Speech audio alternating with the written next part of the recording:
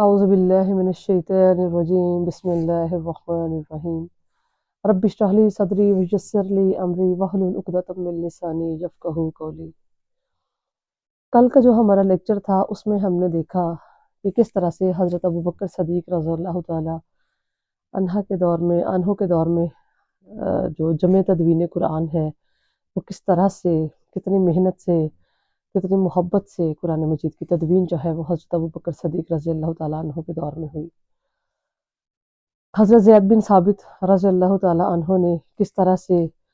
اور کتنی احتیاط کے ساتھ کتنی مشقت کے ساتھ قرآن مجید کے جو صحیفے تھے وہ تیار کیے اور انہیں ایک کاغذی شکل جو ہے اس میں دیا، صحیفوں کو جو ہے وہ کاغذ پر مرتب کیا۔ لیکن یہ جو آج کا جو ہمارا موضوع ہے وہ ہے کہ جو نسخہ حضرت زید بن ثابت نے تیار کیا اس کو جو ہے وہ کہتے ہیں۔ یعنی کہ جو بیسک ماں ہوتی ہے، تو جو ہے اس کی کیا خصوصیات تھیں اور اس میں کون کون سی خوبیاں جو ہے وہ پائی جاتی ہیں، آج ہمارا یہ موضوع ہے۔ یہ جو نسخہ اصطلاح میں اس نسخے کو کہا جاتا ہے، اس کی درج ذیل خصوصیات تھیں کہ اس میں جو قرآنی آیات تھیں وہ حضور صلی اللہ علیہ وآلہ وسلم کی بتائی ہوئی ترتیب کے مطابق تھی۔ یعنی کہ رسول اللہ صلی اللہ علیہ وآلہ وسلم پر جب کوئی وحی نازل ہوتی تو آپ صلی اللہ علیہ وآلہ وسلم صحابہ کرام کو اور کاتب وحی حضرت زید بن ثابت کو فرماتے کہ یہ فلاں صورت میں فلاں جگہ پہ اس کو ایڈجسٹ کر دیں۔ تو حضرت زید بن ثابت جو ہے وہ آپ صلی اللہ علیہ وآلہ وسلم کے بتائے ہوئے جگہ کے مطابق اس کو صحیح کر دیتے۔ تو یہ جو صحیفہ مرتب کیا، یہ صورتیں تو ویسے ہی تھیں جیسے رسول اللہ صلی اللہ علیہ وآلہ وسلم نے بتائی، لیکن جو صورتوں کی ترتیب اب ہمارے سامنے ہے، جیسے پہلے سورۃ فاتحہ ہے، اس کے بعد سورۃ البقرہ ہے، سورۃ آل عمران ہے، سورۃ نساء ہے، سورۃ مائدہ ہے، تو یہ ترتیب جو ہے وہ اس نسخے میں نہیں تھی۔ اس کے دوسرے اس میں جو خصوصیت تھی وہ یہ تھی کہ اس نسخے میں قرآن مجید کی جو ساتوں قرات ہے وہ سب کی سب درج تھی۔ ان کے ساتوں طریقوں سے جو پڑھنے کا طریقہ کار رسول اللہ صلی اللہ علیہ وآلہ وسلم نے صحابہ کرام کو سکھایا تھا وہ کمپلیٹلی اس میں درج تھا۔ تیسرے نمبر پر اس میں وہ آیات مبارکہ بھی شامل تھی، جمع تھی، جن کی تلاوت منسوخ نہیں ہوئی تھی۔ اور چوتھے نمبر پر اس نسخے کو لکھوانے کا مقصد یہ تھا کہ تمام امت جو ہے وہ ایک جگہ پر جمع ہو جائے، ایک نسخے پر جمع ہو جائے، اور اگر انہیں ضرورت پڑے دوبارہ سے جو ہے وہ رجوع کرنے کی تو اسی نسخے کی طرف رجوع کرے۔ یہ نسخہ جو تھا وہ حضرت ابوبکر صدیق رضی اللہ تعالی عنہ کے دور میں جب تک وہ حیات رہے ان کے پاس رہا۔ پھر جب حضرت ابوبکر صدیق رضی اللہ تعالیٰ عنہ اس دنیا سے چلے گئے تو پھر یہ نسخہ حضرت عمر فاروق رضی اللہ تعالیٰ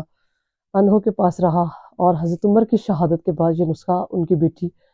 نبی پاک صلی اللہ علیہ وآلہ وسلم کی زوجہ مطہرہ جو ہیں ام المومنین حضرت حفصہ کے پاس جو ہے وہ رہا۔ اور پھر حضرت حفصہ کی وفات کے بعد جو مردان ابن حکم تھے رحمہ اللہ، انہوں نے اس نسخے کو نظر آتش کر دیا، کیونکہ تب تک جب تک حضرت حفصہ اس دنیا سے وصال کر گئیں تب تک حضرت عثمان غنی کے دور میں جو صحائف تھے، مصاحف تھے،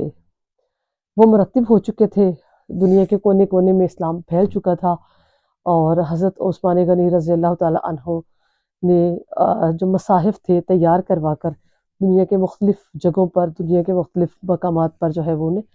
بھجوا دیا تھا، اس لیے اس نسخے کو مردان ابن حکم نے نظر آتش کروا دیا، اور اس وجہ سے انہوں نے نیک نیتی سے ایسا کیا تاکہ امت جو ہے وہ کسی مغالطے میں، کسی اختلاف میں نہ پڑ جائے۔ اور انشاءاللہ اگلا جو ہمارا موضوع ہے وہ یہ ہے کہ حضرت عثمان غنی رضی اللہ تعالی عنہ کے دور میں کس طرح سے جو ہے انہوں نے کتنی محنت سے اور کتنی خوش دلی سے، دل جمی سے جو ہے وہ قرآن مجید کی خدمت کا کام سر انجام دیا، اور ان کے دور میں کس طرح سے تدوین قرآن جو ہے وہ مکمل ہوئی۔ تو انشاءاللہ یہ ہمارا اگلا موضوع ہوگا۔ اللہ رب العزت